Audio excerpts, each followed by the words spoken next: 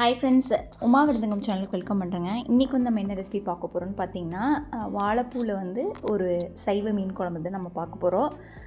First week cook with கோமாளியில் வந்து பிரியாராமன் வந்து செஞ்ச இந்த ரெசிபி வந்து சூப்பராக இருந்துச்சுங்க. சரி ட்ரை பண்ணலான்னு ட்ரை பண்ணி பார்த்துச்சு. அதுக்கு வந்து ஃபஸ்ட்டு வந்து வாழைப்பூ வந்து சின்னதாக ஒன்று நான் வாங்கிட்டு வந்திருந்தேன். அதில் இருக்கிற நரம்பு மாதிரி இருக்கிற பகுதியும் ஒரு டிரான்ஸ்பரண்ட்டாக லீஃப் மாதிரி இருக்கிற பகுதியும் நம்ம நீக்கிடணும். ஏன்னா அது வேகவும் வேகாது. அதெல்லாம் எடுத்துகிட்டு அதுக்கப்புறம் நம்ம வந்து செய்ய ஆரம்பிச்சுக்கலாங்க. எல்லா பூலையும் அதை ரிமூவ் பண்ணிடலாம். வாழைப்பூவில் வந்து இந்த துவர்ப்பு சுவை வந்து ஜாஸ்தி இருக்குது. அதனால் வேக வச்சுட்டு அந்த தண்ணி தயவு செஞ்சு வடிக்க வேண்டாங்க. அது வடிச்சிட்டிங்க அப்படின்னா அதில் இருக்க சத்துக்கள் எல்லாமே போயிடும். முடிஞ்ச வரைக்கும் அந்த தண்ணியோடு குக் பண்ணி சாப்பிட பாருங்கள். இப்போ இது எல்லாத்தையும் நம்ம ரிமூவ் பண்ணிவிட்டு செய்ய ஆரம்பிச்சுக்கலாங்க. இந்த வாழைப்பூவை ஃபஸ்ட்டே நம்ம வேக வச்சுட்டும் செய்யலாங்க. நான் வந்து எல்லாத்தையும் ஒன்றா குக் பண்ணும்போதே டைரெக்டாக தான் வேக வைக்க போகிறேன். சின்ன எலுமிச்சம்பழம் சைஸ் புளியை நம்ம ஊற வச்சுக்கலாம்.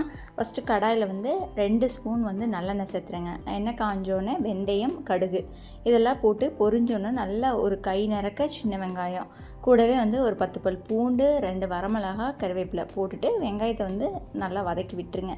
வெங்காயம் இந்தளவுக்கு வதங்கினதுக்கப்புறம் சின்ன தக்காளியாக 2 தக்காளி வந்து பேஸ்ட் பண்ணி எடுத்துகிட்டு வந்துருக்கிறேன். நீங்கள் பொடி பொடியாக கட் பண்ணி கூட சேர்த்திக்கலாம். நீங்கள் வந்து பேஸ்ட் பண்ணி சேர்த்தும் போது கிரேவி வந்து நமக்கு நல்லா கிடைக்கிற மாதிரி இருக்குங்க. தக்காளியும் வாய்க்கு வராது.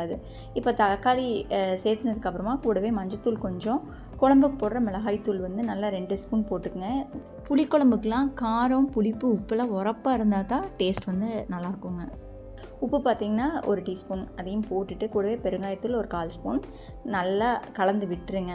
இப்போது தக்காளி வந்து எண்ணெய் பிரிஞ்சு நல்லா தொக்கு மாதிரி வரணுங்க. இந்த அளவுக்கு வந்ததுக்கு அப்புறமா நம்ம வந்து ஏற்கனவே க்ளீன் பண்ணி வச்சுருக்கிற வாழைப்பூ வந்து உள்ளே சேர்த்திக்கலாம். நான் வந்து அந்த வாழைப்பூ வந்து சும்மா தண்ணியில் மட்டும் அலாசிட்டு சேர்த்துறேங்க. நீங்கள் கட் பண்ணிவிட்டு அலாச வேண்டாம். இந்த மாதிரியே சேர்த்திக்கோங்க, அப்போ தான் நல்லாயிருக்கும்.